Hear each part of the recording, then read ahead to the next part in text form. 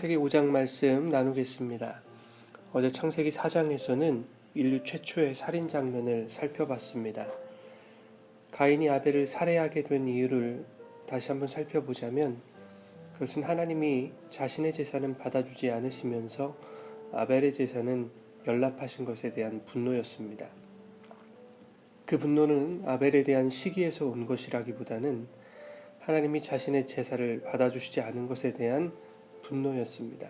쉽게 말하면 하나님께 화가 난 것을 동생에게 풀었던 것이지요.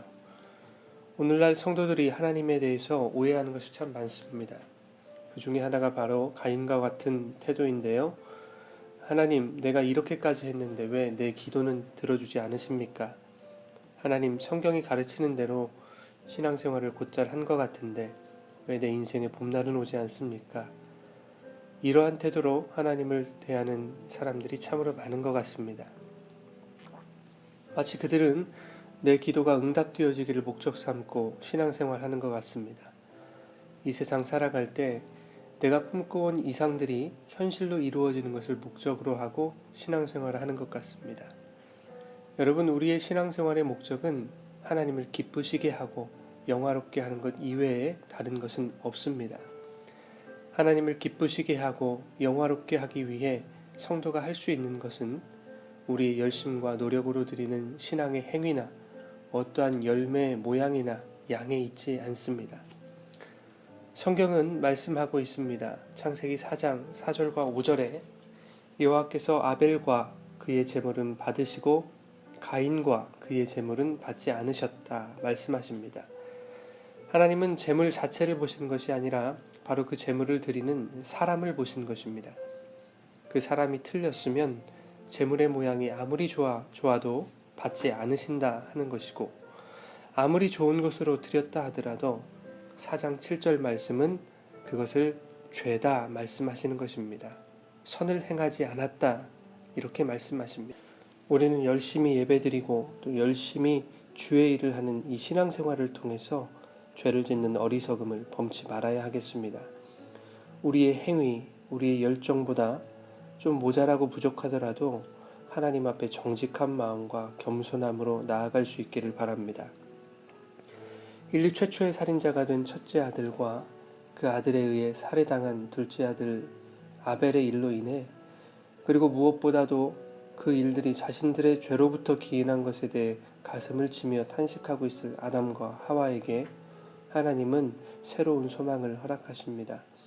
바로 아벨을 대신할 새로운 아들 셋을 허락하신 것입니다. 이처럼 하나님은 마치 사망을 경험하는 듯한 깊은 절망에 빠진 자녀들에게 새로운 생명을 허락하심으로 다시 한번 소망을 붙잡게 하시는 분이십니다. 새로운 씨로 태어난 셋은 아들을 낳고 그 이름을 에노스라고 했습니다.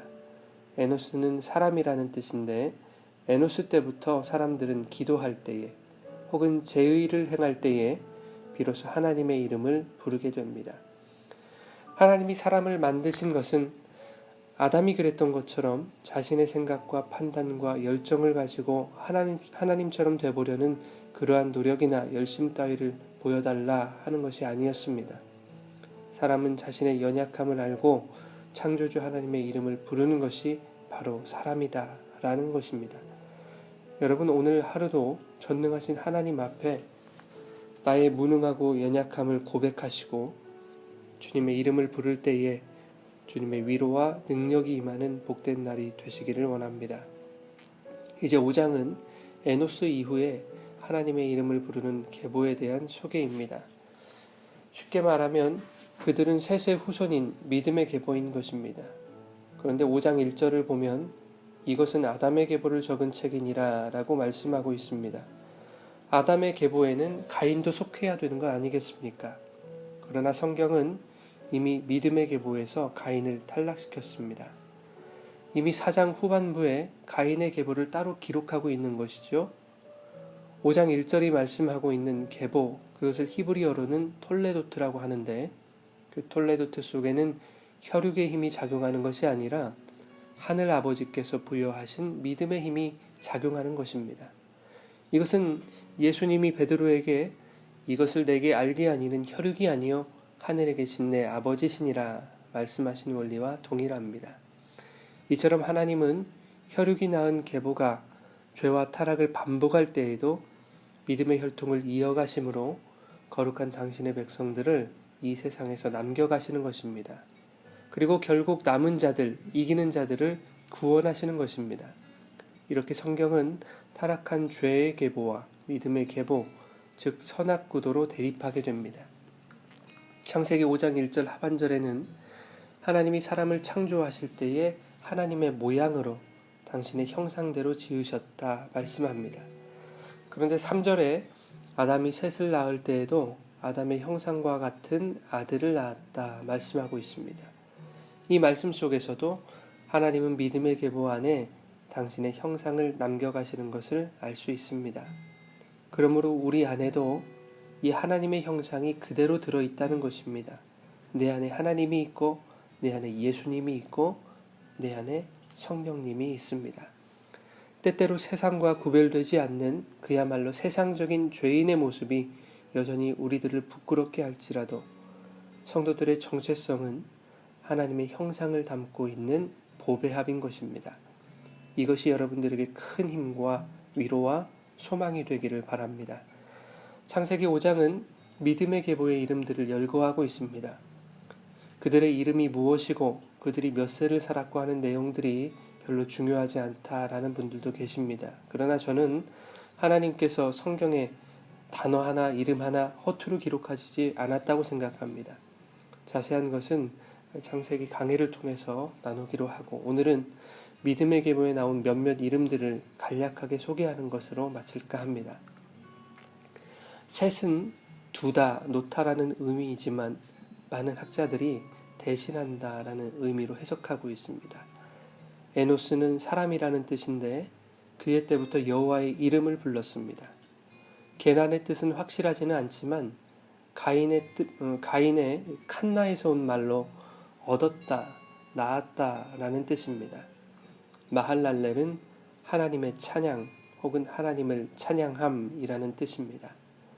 야렛은 내려감, 용기 있는 이라는 뜻을 가지고 있고 에녹은 봉헌됨이라는 뜻을 가지고 있습니다. 무두셀라는 창 던지는 자 혹은 그가 죽으면 심판이 임한다 라는 뜻입니다. 라멕은 강한 자, 능력자, 압제자, 노아는 위로와 안식이라는 뜻을 가지고 있습니다. 이 믿음의 계보의 이름들을 통해서도 그 이름 안에 감추신 하나님의 뜻이 무엇인지 오늘 묵상해 보시기를 바랍니다. 4장의 가인의 후손들과 5장의 믿음의 계보에서는 동명이인이 몇 명 소개되고 있습니다. 라멕이라는 인물과 에녹이라는 인물인데 선과 악의 대립구도 안에 왜 하나님은 동일한 이름을 넣으셨을까? 그것이 의미하는 바는 무엇일지 고민하면서 오늘 성경을 묵상하신다면 더 큰 은혜가 임할 줄 믿습니다. 이것은 6장을 들어가기 전에 간략하게 살펴보도록 하겠습니다. 그러면 오늘 주신 말씀을 통해 오늘 하루도 내가 믿음의 계보에 속하게 됨을 감사하는 그런 하루가 되기를 바랍니다.